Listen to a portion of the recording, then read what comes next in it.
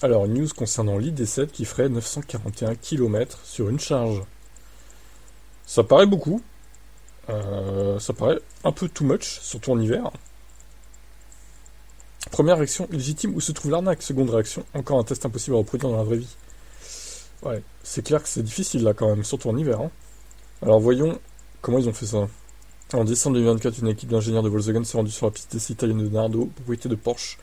Malgré la période de l'année, les conditions étaient presque parfaites, ciel dégagé et sec, température entre 5 et 15 degrés. L'objectif c'était de mesurer donc l'autonomie finale d'une ID7 Pro S, 86 kWh. Elle promet 709 km d'autonomie. Quant à sa puissance assurée par un simple moteur électrique arrière, elle s'établit à 286 chevaux. 0 à 100 en 6 secondes 6. Le circuit fait 12 km 5. Il offre un environnement idéal pour reproduire une variété de scénarios de circulation. Bon, la vitesse moyenne pour le test était de 29 km/h, correspondant au bouchon urbain typique. À titre de comparaison, le dernier rapport de TomTom sur la circulation indique que cette vitesse se situe entre 22 km/h et 31. Donc à Hambourg et Amsterdam, respectivement. Donc ils ont parcouru sur une charge de 941 km. La consommation finale, 9,2 kWh au 100. C'est équivalent à 1 litre de diesel au 100, sur une thermique.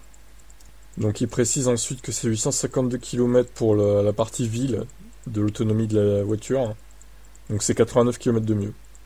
Bon après ça reste un beau score quand même. Même si c'est bon, dans les conditions à peu près idéales, sauf... Bon, la température idéale ça aurait été 20 à 25.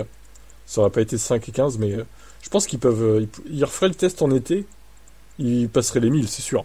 Les 1000 km. Maintenant, bon, c'est pas des conditions totalement réalistes quand même, on va pas se mentir.